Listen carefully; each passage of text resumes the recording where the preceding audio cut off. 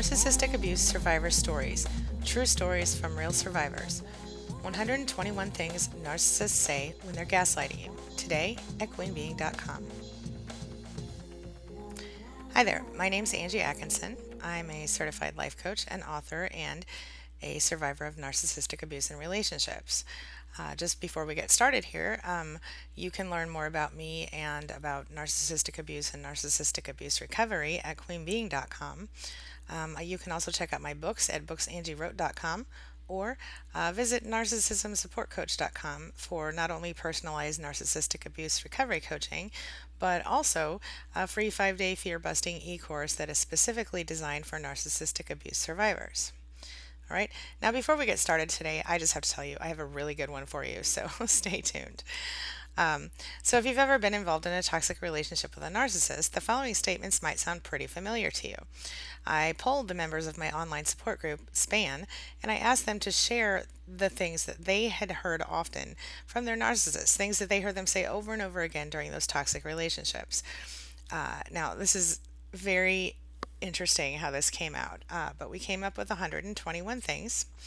And I think you'll be pretty interested. Oh, by the way, before we get started on that part, I just want to let you know SPAN is support for people affected by narcissism and narcissistic abuse in relationships.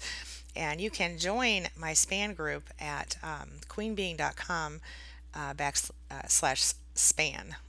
Or you can just click on the icon, the SPAN tab there. All right.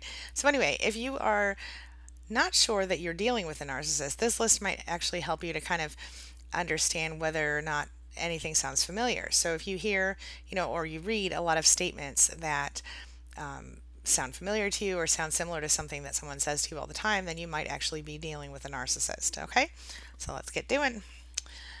All right, number 1, you're being irrational.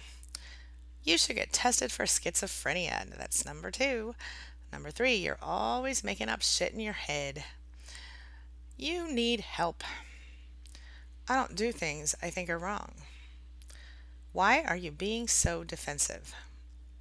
You're so childish or immature. You need to learn to communicate better. I'm not arguing, I'm just discussing. Hey, I'm not saying you need to be any different. I'm not trying to change anybody. It's always something with you. You're crazy. You're weirdo. You're a freak. Whatever. If you wouldn't piss me off, I wouldn't have to say mean things to you. No wonder so-and-so has a problem with you. If you tell them about me, I will whatever and hurt you. Either blackmail you or made up exaggerated lies to get back at you for exposing them. Remember, these are all real statements that our group members have actually heard often from their narcissists. This is not just some, compilation of potential things. This is a compilation of actual statements made by the narcissists to actual victims of narcissism. Okay, another one. I used to think you were a good person because, you tell them off and get on their level. Another one. Why are you being a bitch? Get over it. I'm late. I was supposed to be here at noon, but it's 2:40 p.m. Do you want to go eat or not? Another one. I don't have time for your games. Another one. Go ahead. Tell them about me. I will make your life a living hell, bitch. Yeah, they're really good for calling names, and often very shocking names that you wouldn't really hear from other people in your lives. Yeah. I'm much smarter than your dumbass. That always sounds really, yeah, I totally, whatever. Just try, you'll lose. I'm going to kiss their butt. We'll see who they want more to do with. I'm guessing this is in a situation where someone is, it's a competition between the couple, Anyway, you would think that they would have figured you out by now. Or you would think that you would have figured it out by now. You can't beat me, but hey, knock yourself out. Make a fool of yourself. Another one. If you're on the phone with them in front of an audience, you get, listen, you need help. I can't play your games anymore. I feel really sorry for you. I've got to go. I'm not being pulled into another fight. And of course, you're on the other end saying, well, what are you talking about? What do you mean? And about that time, the phone clicks off. So, Later, he calls you, try me, bitch. Have you figured out that you won't win? Yeah, you know what? I haven't experienced it exactly like that myself, but I have experienced very similar things where they do, again, they want to make you look crazy. And so they take, they show other people from their end only, of course, where they can't hear you. And they, oh my gosh, this is crazy. You're so insane. I can't believe you're making me do this. And then, of course, when they get off the phone, then they bitch and they moan and they tell everybody how terrible you are. And then later he's like, see, I won. You see how that goes? It's just part of gaslighting. All right. Another one. What do you mean I have no real friends? I have an attorney friend, one who owns whatever. I have tons of friends. You're the depressed loser who stays home all the time with no friends. Oh, sorry. You have a volunteer pet rescue friend. Wow, I'm impressed.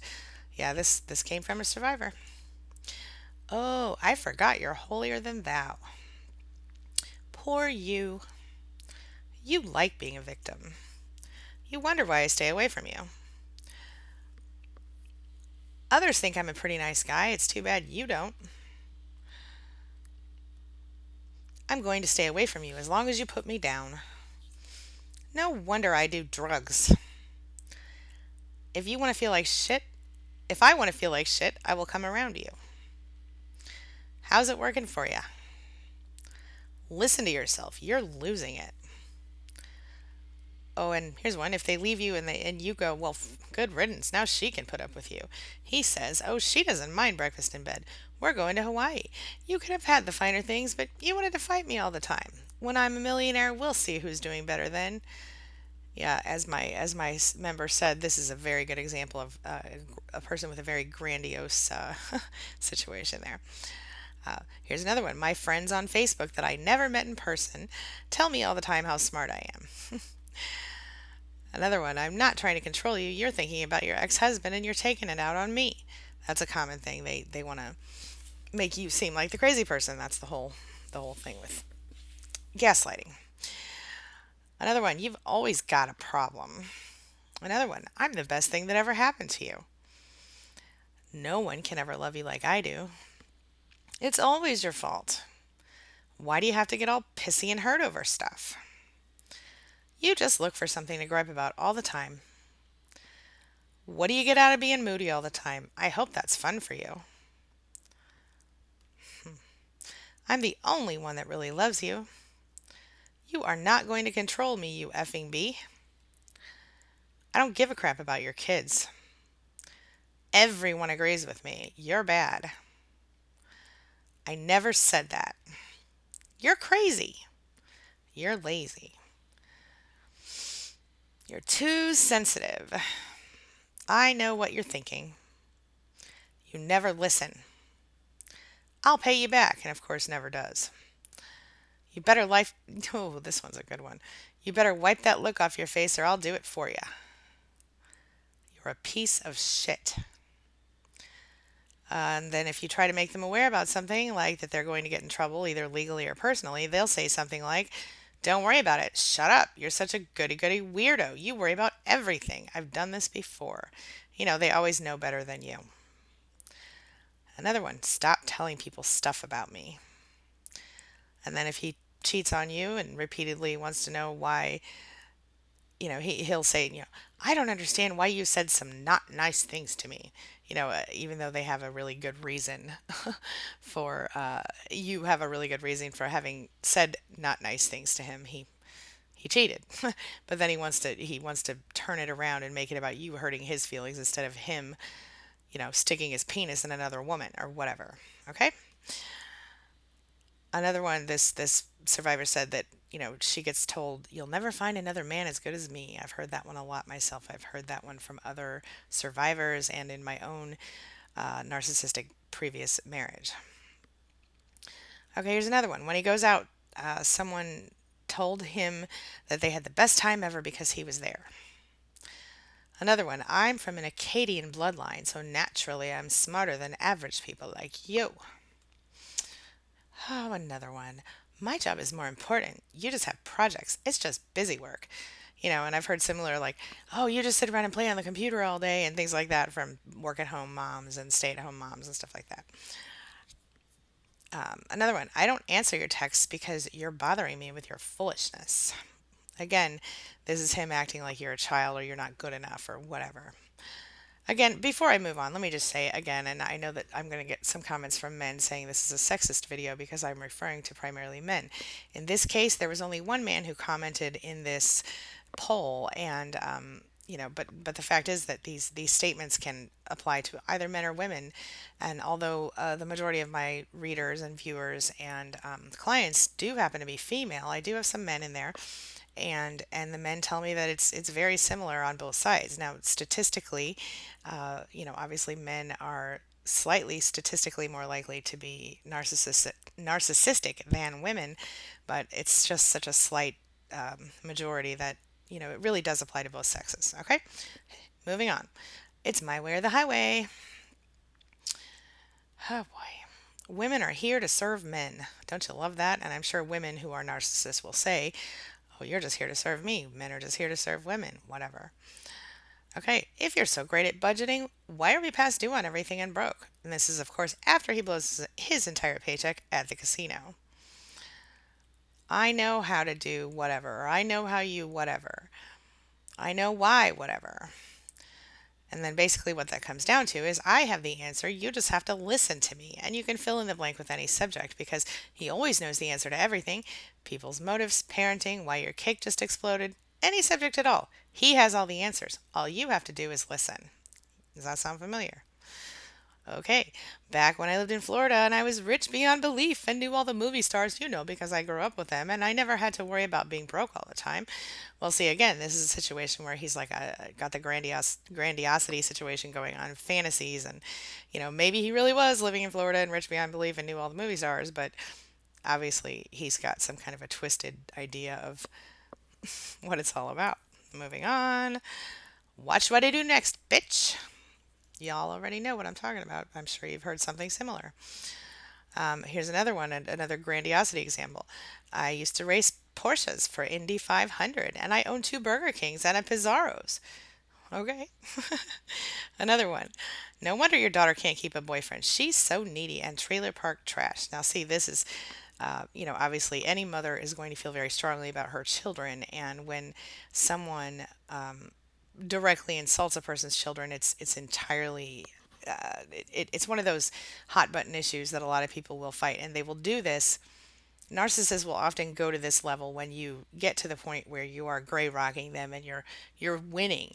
That's when they get to the point where they're just going to just start pulling out all the stops. Like if you have a bad relationship with someone at work or a relative, then the narcissist might compare you to that person.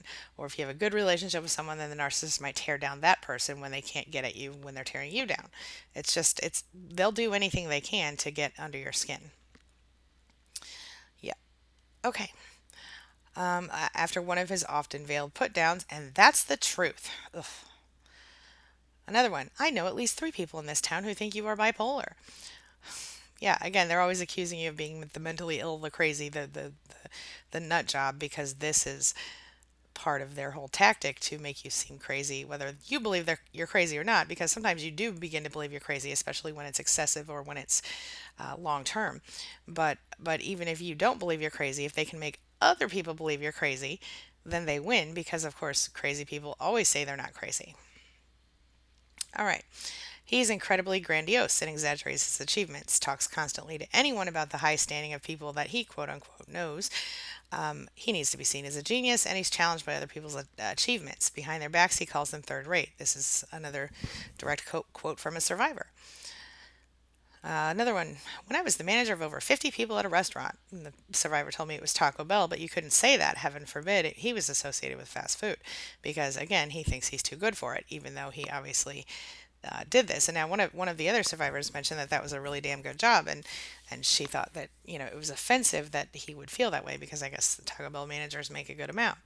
So, but this is an example of narcissists. They nothing's ever good enough for them, including themselves, which is why they're so very judgmental of everything and everyone else in the world.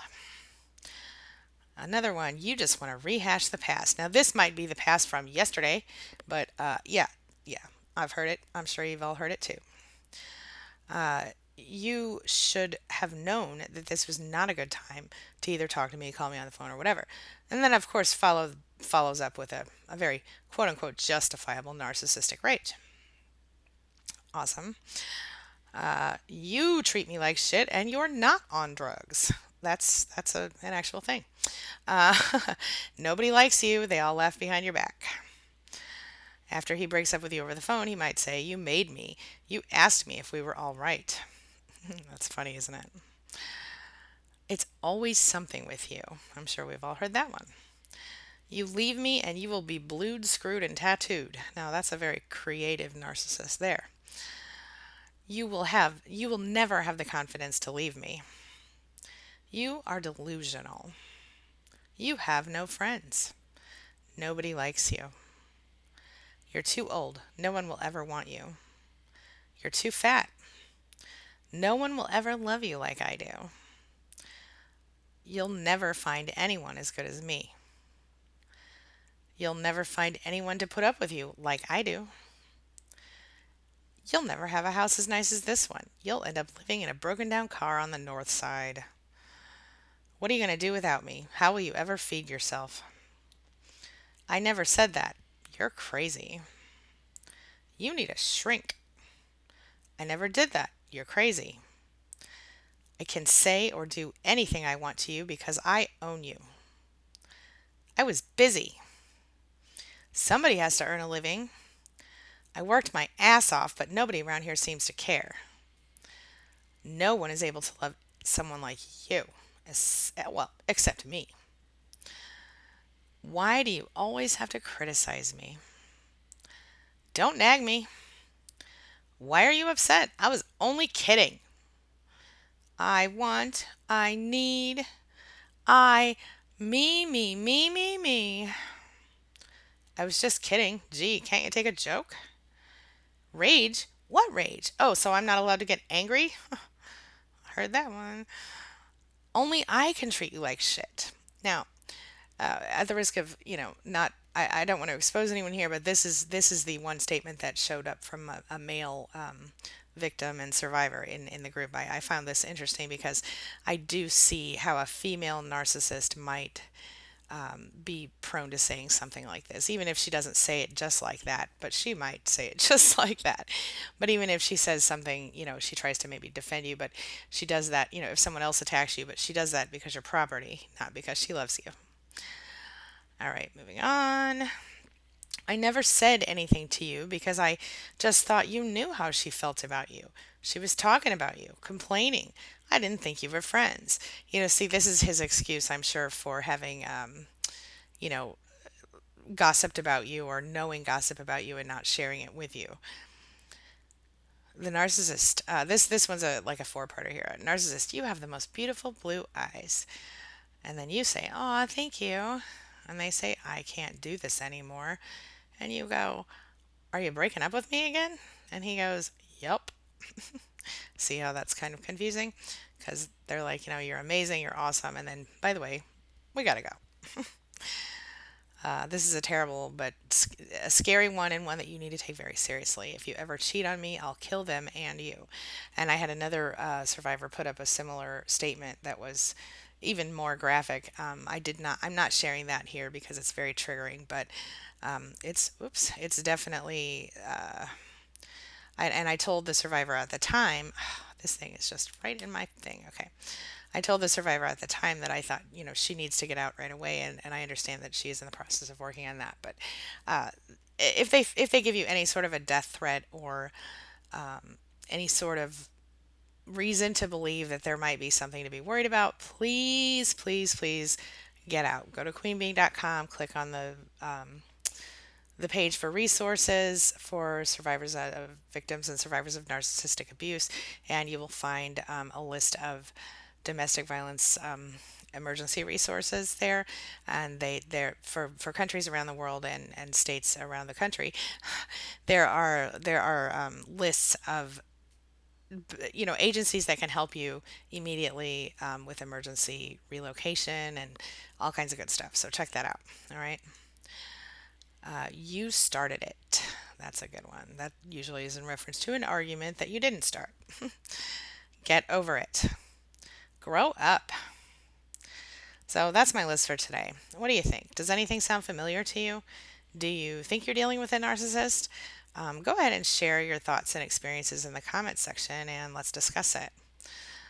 You might also, if you do feel like some of this is relating to you, you might also want to check out my free email course on narcissistic abuse recovery that I mentioned at the beginning of this video.